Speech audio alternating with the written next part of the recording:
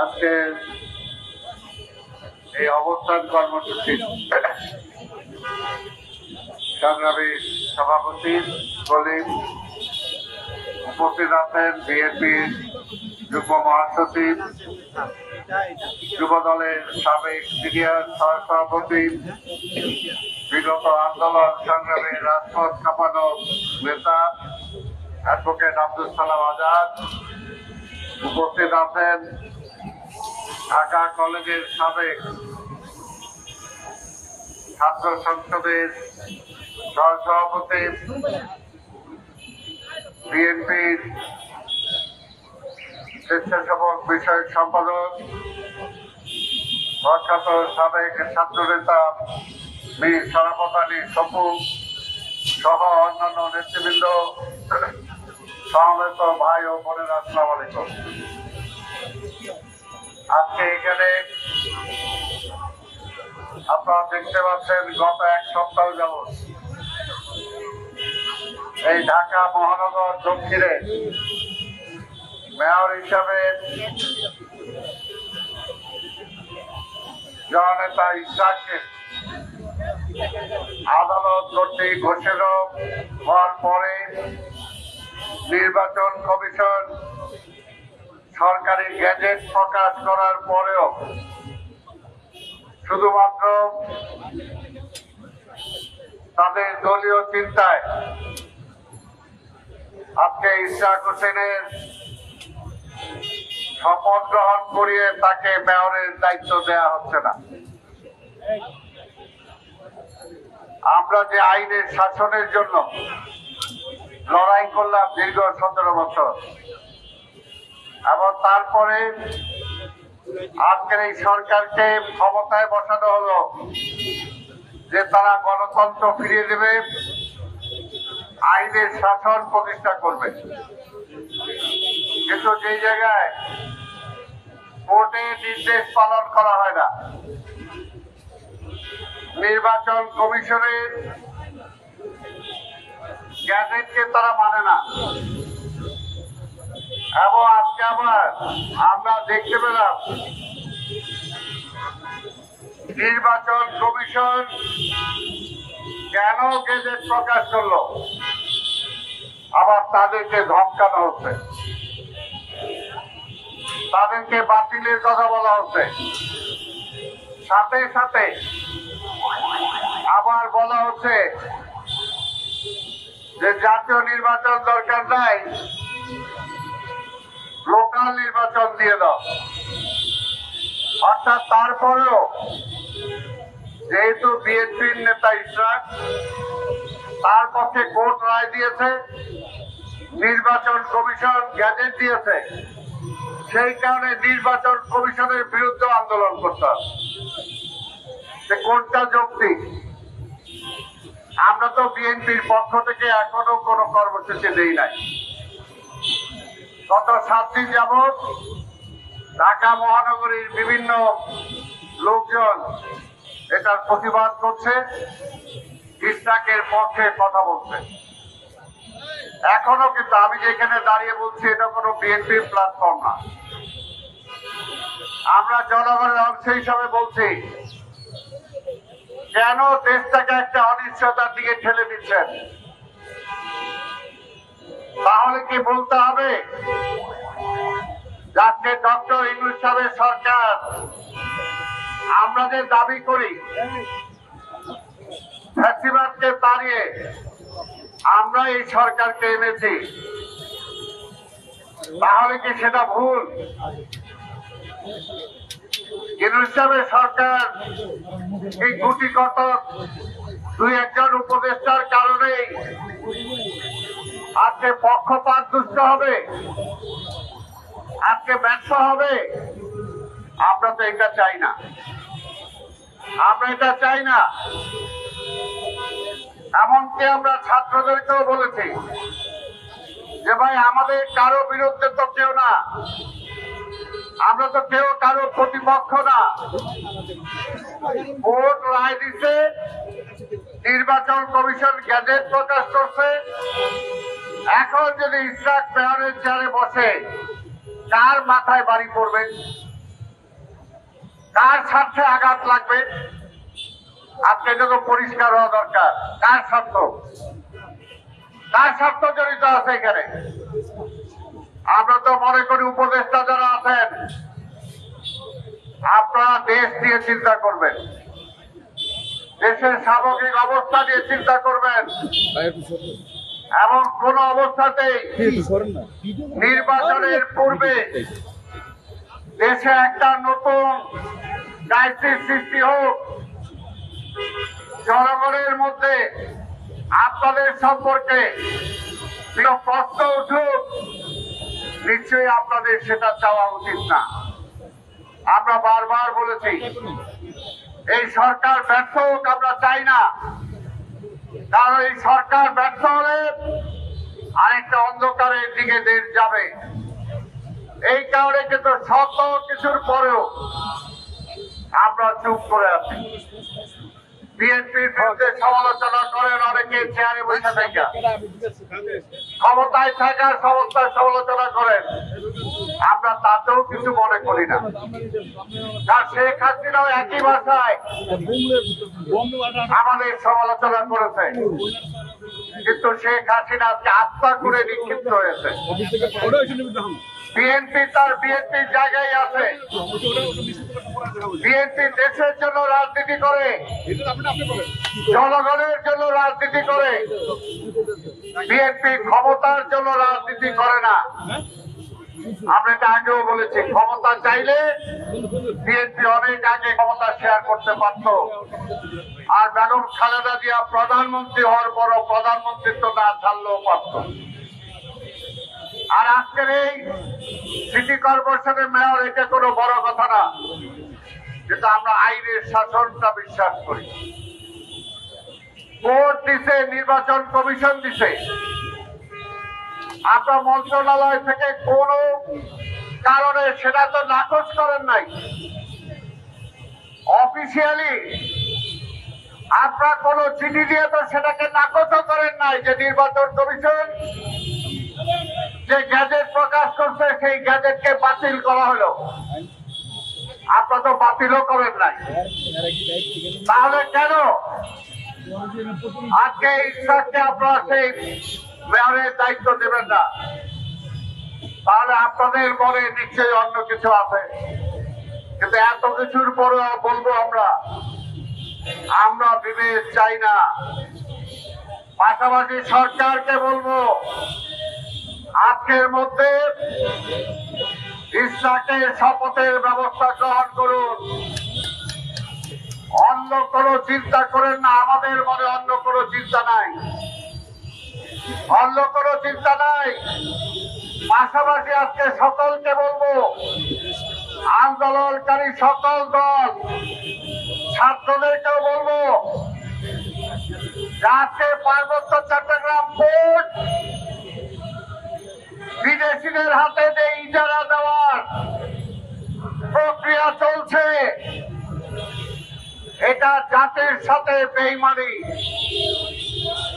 আজকে যে রোহিঙ্গাদের নামে সেখানে করিডোর দেওয়ার চিন্তা করছে, সেটা আমাদের স্বাধীনতা সার্বভৌমত্বের সাথে বেইমানি এবং হুমকি স্বরূপ।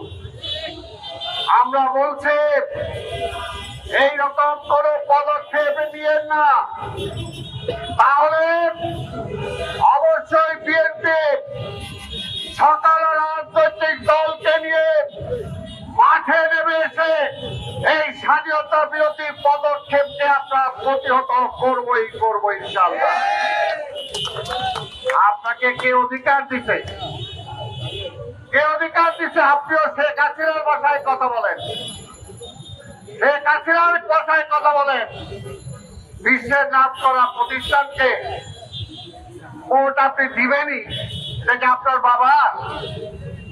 শেখ হাসিনাও বলতো এরকম। শেখ হাসিনাও এই কোম্পানিকে এই ভোট দিতে চেয়েছিল। তাহলে কি শেখ হাসিনার অসমাপ্ত কার্যক্রমই কি আপনি বাস্তবায়ন করার চিন্তা করছেন? আজকে এই প্রশ্নটা আসবেই, আমরা সেটা হতে দিতে চাই না। দেশে একটা অ্যাবনর্মাল সিচুয়েশন হোক সেটা আমরা চাই না। আবার ভোটের জন্য আপনার ওই যমুনা মুখে আমাদের পদযাত্রা করতে হোক সেটাও আমরা চাই না, কিন্তু আপনি আমাদেরকে বাধ্য করেন না। 9 মাস পার হয়ে গেছে, 9 মাস এখনো কোনো কিছুরই লক্ষণ নাই। বলেন যে ঐক্যমত্য হয় নাই। আরে ভাই, ঐক্যমত্য তো কোনোদিনই সব বিষয় হবে না। আপনার আগে প্রথম বইয়ের সাথে ঐক্যমত হয় নাই বলে তো ছাড়াছাড়ি হয়েছে। এইরকম সব ব্যাপারেই রাষ্ট্র চালাইতে যে রাজনৈতিক দলের বিভিন্ন মত পার্থক্য থাকবে, সব ব্যাপারে তাকে ঐক্যমত হবে না। যে সমস্ত বিষয় ঐক্যমত হয়েছে সেই সমস্ত বিষয় ঠিক করে এবং আগামীতে কোন নির্বাচিত সরকার যাতে ফ্যাসিস্ট না হতে পারে সেটা সংস্কার করে আপনি নির্বাচনের ব্যবস্থা করেন। নির্বাচনের কোনো বিকল্প নাই, গণতন্ত্রের কোনো বিকল্প নাই। আর নির্বাচন ছাড়া জোর করে বাংলাদেশের ক্ষমতায় বেশি দিন থাকার সুযোগও কারো নাই। যদি থাকতে চান তাহলে হাসিনা, যদি থাকতে চান তাহলে হাসিনা।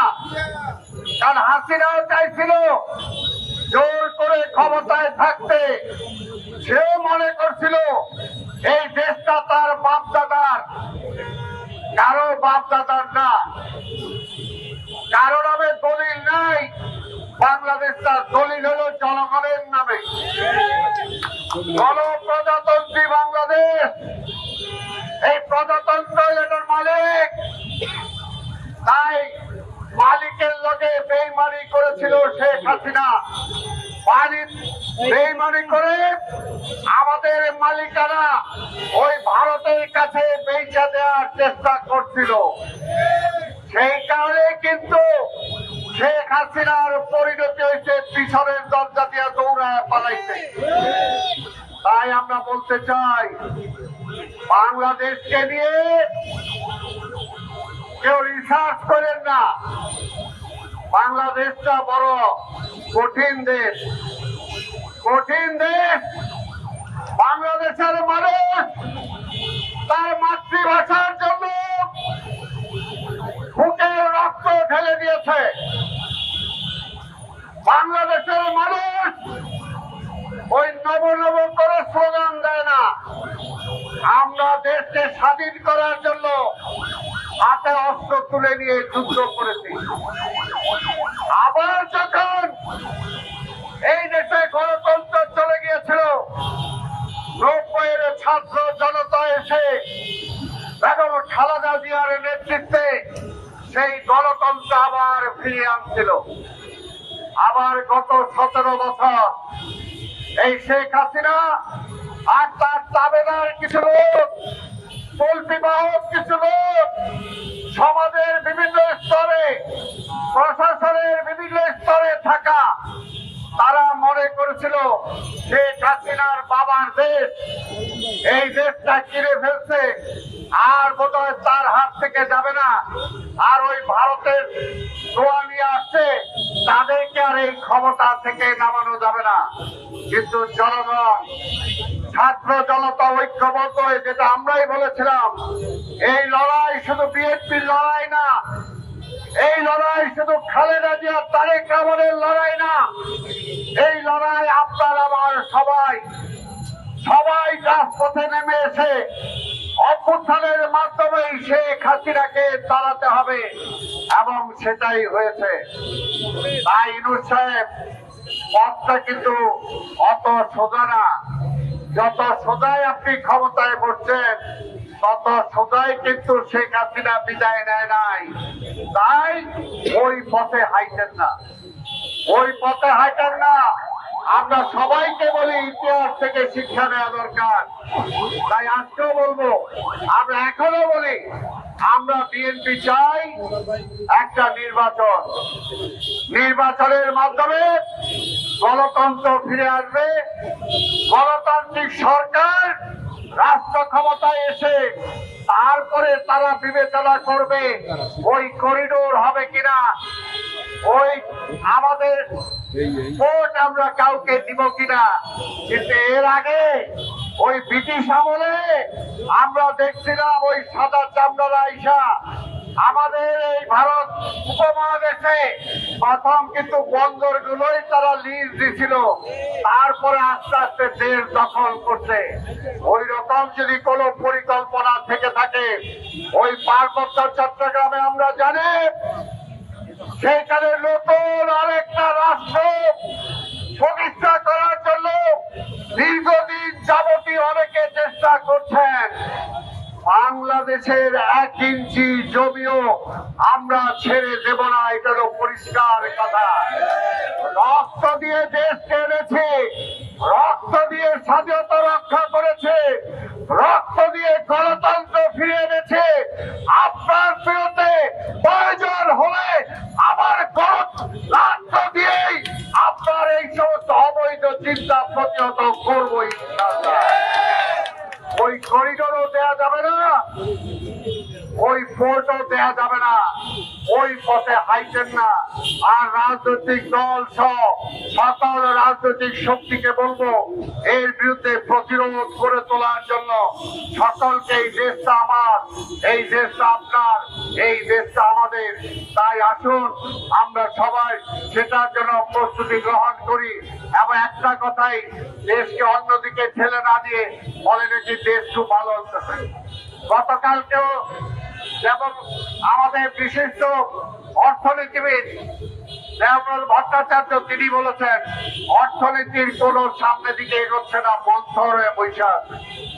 বেকার সমস্যা বাড়তেছে, নতুন কোন পুঁজি এই দেশে লগ্নি হচ্ছে না, ইনভেস্টমেন্ট হচ্ছে না। এই অবস্থায় আবার একটা আমাদের পোর্ট একটা লাভবান, চিটার পোর্ট কখনো লস হয় নাই, এটা একটা লাভবান। এই লাভবান প্রতিষ্ঠান আপনি কেন আরেকজন হাতে লিজ দিবেন, কেন দিবেন? কাজে পরিষ্কার সেটা হতে পারবে না, আর করিডোরও দিতে পারবেন না। দরকার হলে যে যারা আপনারা বলতেছে ওই জাতিসংঘে বলেন এই রোহিঙ্গাদেরকে নিয়ে আমেরিকায় নিয়ে যাক, ইউরোপে নিয়ে যাক, ওই ভারতে নিয়ে যাক। আর ভারতকেও বলবো, এই সরকারও বলবো, সরকারকে বলবো ভারত অবৈধ পুশিং করতেছে, ভারতীয় নাগরিকদেরকে পুশিং করতেছে। আর আপনি ভারতীয় নাগরিকদেরকে এই চট্টগ্রাম বন্দরে ঢুকতে দিচ্ছেন কি কারণ? কি কারণ? একই জায়গায় কি হাসিনা আর আপনার এক হয়ে গেছে? তাই বলতে চাই, স্বাধীনতা বিরোধী, দেশ বিরোধী কোন চুক্তি হাসিনা করেছে সেগুলো মানি না। আপনিও যদি কোনো চুক্তি করেন সেই চুক্তিও জনগণ মানবে না। তাই আমাদের সেই লক্ষ্যে আমরা আন্দোলনে ছিলাম, যে পর্যন্ত নির্বাচনের শিডিউল অ্যানাউন্স না হবে সেই পর্যন্ত আমরা থাকবো। আর আজকে বলেছি আজকের মধ্যে ইসলাকের শপথ গ্রহণ করে ঢাকার মানুষকে শান্তিতে থাকার সুযোগ করে দেন। আপনাদের সবাইকে ধন্যবাদ।